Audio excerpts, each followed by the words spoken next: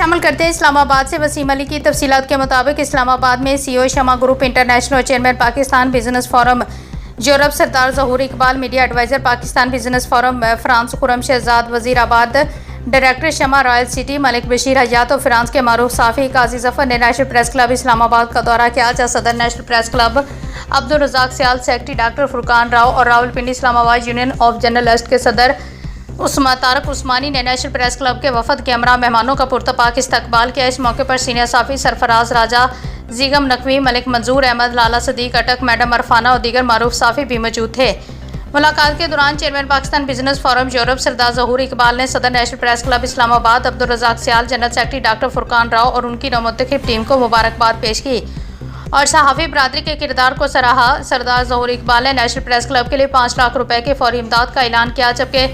Committee روم کی مکمل renovation کے اخراجات اٹھانے کی ذمہ داری بھی اپنے ذمہ لی، جس پر صحافی برادری نے ان کے اس اقدام کو سراہا۔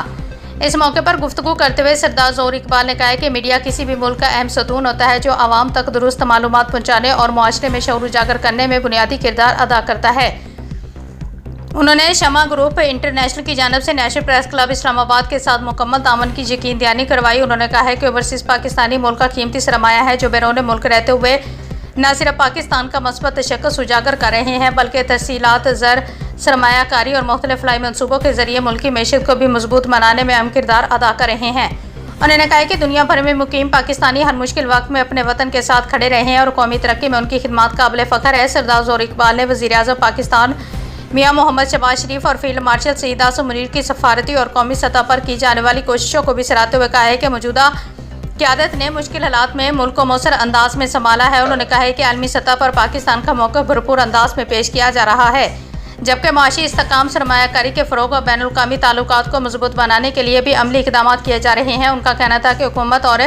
ریاستی ادارے مل کر پاکستان کو ترقی، استحکام اور خوشحالی کی راہ پر گامزن کرنے کے لیے سنجیدہ کوششیں کر رہے ہیں۔ صحافیوں کے سوالات کے جواب دیتے ہوئے سردار ظہور اقبال نے کہا ہے کہ مہنگائی صرف پاکستان کا مسئلہ نہیں بلکہ اس وقت پوری دنیا معاشی دباؤ اور مہنگائی کا سامنا کر رہی ہے۔ تاہم پاکستان کی قیادت عوام کو ریلیف دینے اور معیشت کو مستحکم کرنے کے لیے ہر ممکن کوشش کر رہی ہے۔ ملاقات خوشگوار ماحول میں اختتام پذیر ہوئی، جبکہ دونوں جانب سے صحافت، کمیونٹی اور ویلفیئر اور قومی ترقی کے لیے باہمی تعاون جاری رکھنے کے عزم کا اظہار کیا گیا۔